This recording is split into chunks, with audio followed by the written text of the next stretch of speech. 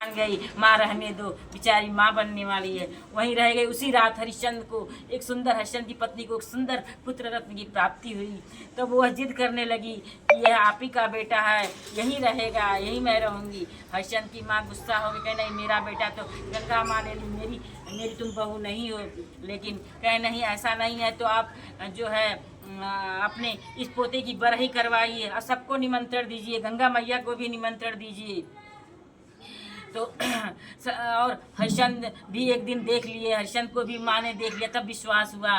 तो उन्होंने उनकी हरिश्चंद्र के माता पिता ने अपने पोते की बरही के लिए गंगा मैया को भी निमंत्रण दिया। गंगा मैया हरिश्चंद्र को साथ में लेकर आई।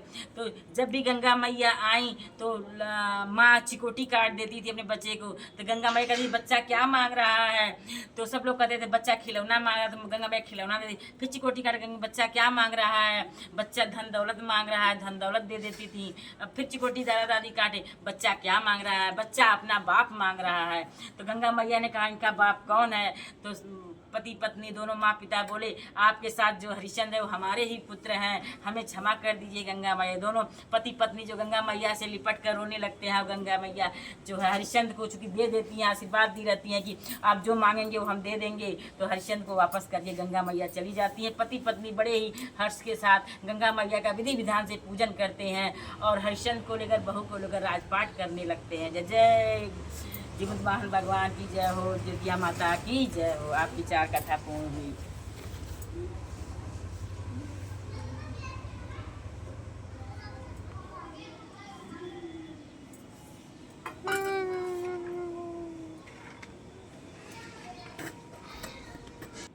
चलो 5वीं कथा।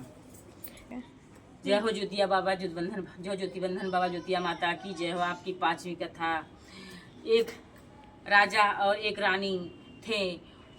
उनके उस राजा को, रानी को कोई पुत्र नहीं पैदा, इसलिए 3 विवाह किए और तीनों में किसी को पुत्र नहीं हुआ। तो राजा जो है पुनः जाके उदास होके जंगल में बैठे।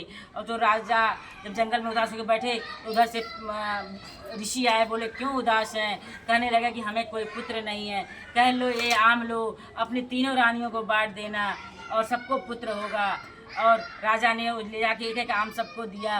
सब जो एक छोटी रानी जो काम कर रही थी घर में, उसको 2 रानियों ने आम नहीं दिया और दोनों ने मिलके खा लिया। छोटी को आम नहीं दिया।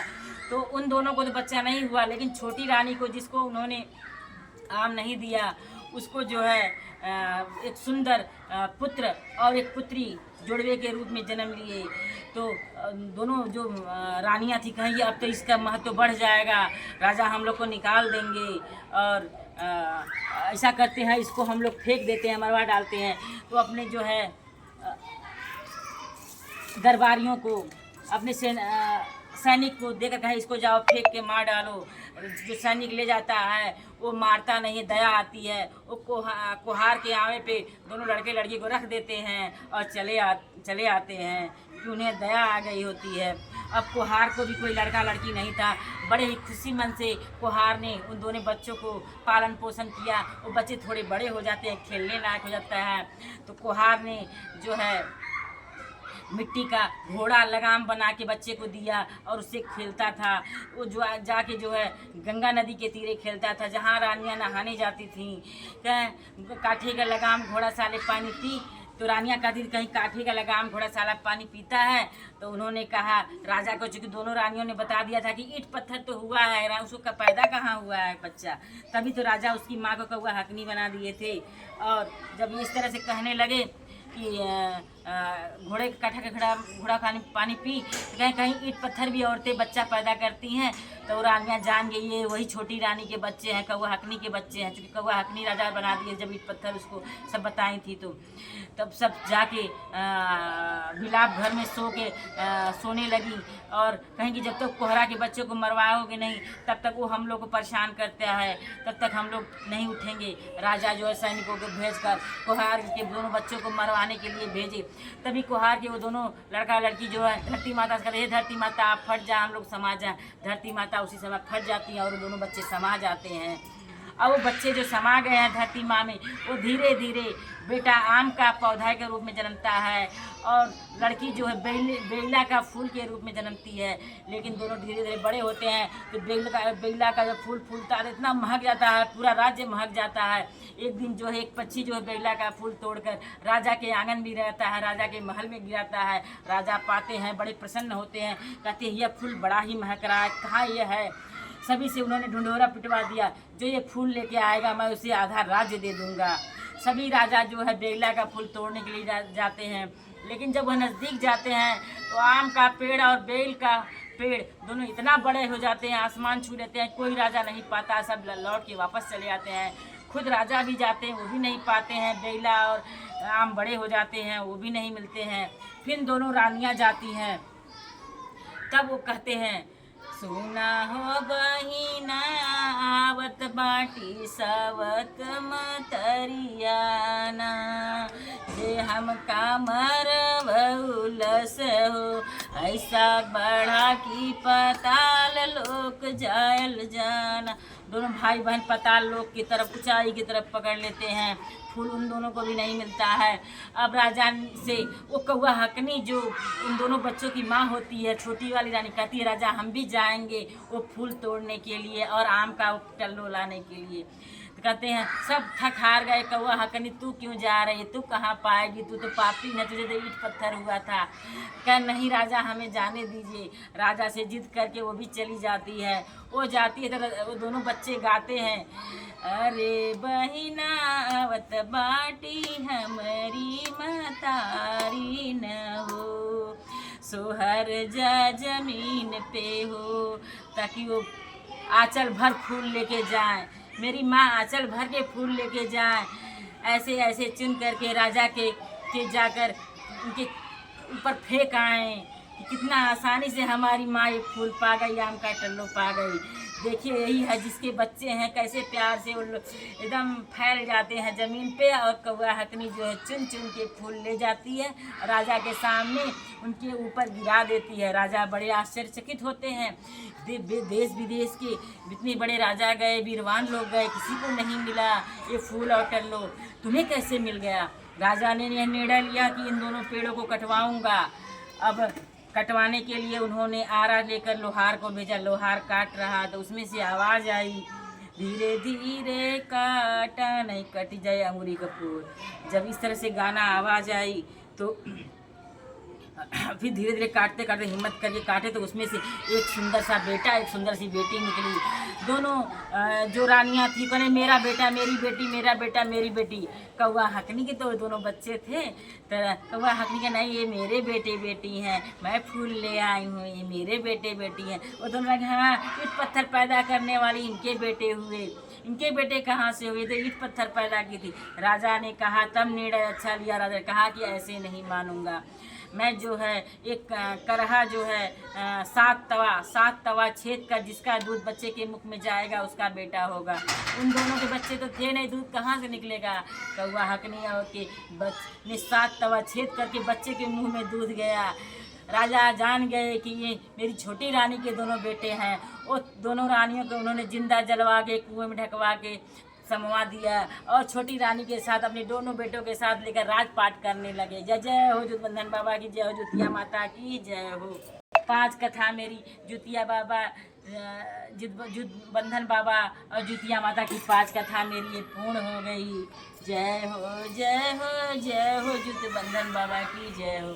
मैं ये लेपन पूरा गिरा देती हूँ, इसी से मेरी कथा ये पूर्ण मानी जाती है क्योंकि बड़ा ही शुभ होता है हल्दी और चावल का लेपन है। ये 5 कथा मेरी पूर्ण हो गई। जय हो जुतिया माता की जय हो, जुतबंधन बाबा की जय हो। जय हो जुतिया माता, जुतबंधन बाबा की जय हो। जैसे आपने जुतवाहन की रक्षा की, जैसे आपने उत्तरा के पुत्र के गर्भ में ही भगवान कृष्ण ने बचाया, तब से जुतवाहन नाम पड़ गया। जब जुतिया व्रत किया जाए तो ऐसे ही उत्तरा के पुत्र की तरह सब हमारे भी पुत्र की रक्षा करिएगा। हे जुतवाहन बाबा, हे जुतिया माता, जैसे आपने चील के बच्चों की रक्षा की वैसे ही मेरे बच्चों की रक्षा करिएगा। हे जुतबंधन बाबा, हे जुतिया माता, जैसे जिमुतवाहन ने उस बुढ़िया के बालक की रक्षा की वाहन भगवान ने उस बुढ़िया के पुत्र के सही मेरे पुत्र बच्चों की रक्षा करिए, मेरी बेटियों की, मेरे बेटों की रक्षा करिएगा।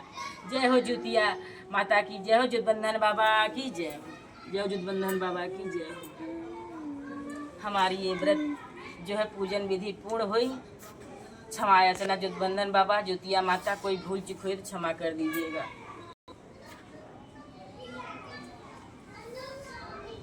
अब मैं अपनी पूजन समेटती हूँ।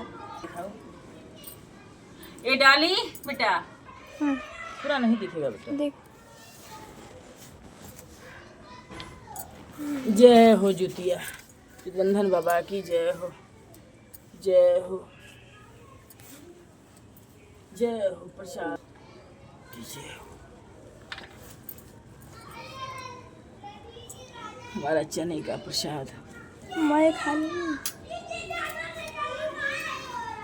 जुटबंधन बाबा ज्योतिया माता की जय हो, जय हो जुटबंधन बाबा ज्योतिया माता की जय हो। आपके यहाँ से 4 चने भी ले लूँ। इन चनों का बड़ा ही महत्व है।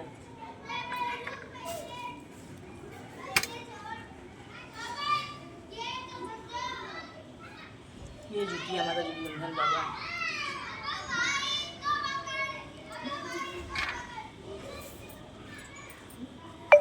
आखिरी में ये ऊपर का हिस्सा रख लिया जाता है, सुखवा के साल भर रखा जाता है। ऊपर का हिस्सा ये जो है सुखवा के रखा जाता है।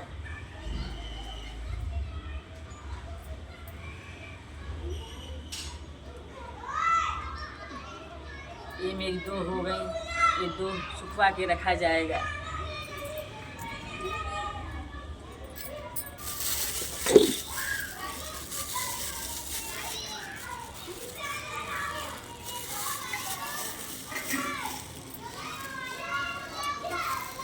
डाली क्यों? जय हो ज्योतिया बाबा जुटबंधन बाबा की जय हो,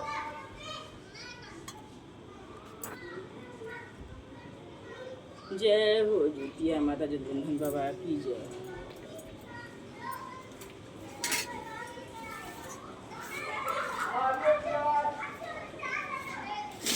ये एक दीपक अपने घर के मंदिर में रखूंगी। जय हो ज्योतिया माता जुटबंधन बाबा की जय हो, जय हो, जय हो, जय हो, चल।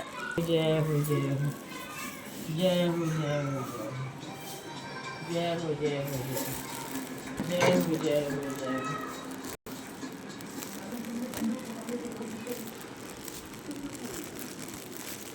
जय हो, जय हो, जय हो, जय हो, जय हो, जय हो, जय हो, जय हो जुटबंधन बाबा ज्योतिया, जय हो जुटबंधन बाबा ज्योतिया माता की जय हो। जैसे मैंने पूरे श्रद्धा के साथ निर्जला व्रत रहा, जैसे आस्था के साथ, श्रद्धा के साथ, भक्ति भावना के साथ, हे जुटबंधन बाबा आपका व्रत में रही, आपकी पूजा अर्चना मैं की, वैसे ही मेरे बच्चों को सदा आगे बढ़ाएं, लंबी आयु दे आगे बढ़ाएं। मेरे तीनों बच्चों को, बेटा बेटी एक समान, तीनों बच्चों को मेरे आगे बढ़ाएं। जय हो, जय हो, जय जय श्री कृष्ण गोविंद हरे मुरारी, हे नाथ नारायण वासुदेव। श्री कृष्ण गोविंद हरे मुरारी, हे नाथ नारायण। आपने ही तो उत्तरा के बेटे को आशीर्वाद देकर बचाया था, उनका नाम ज्योत पुत्रिका पड़ा। और चाहे परीक्षित बने, राजा परीक्षित के रूप में, ज्योत पुत्रिका के रूप में कितने ही यशस्वी राजा बने। जय जय कृष्ण गोविंद हरे मुरारी, हे नाथ नारायण वासुदेवा।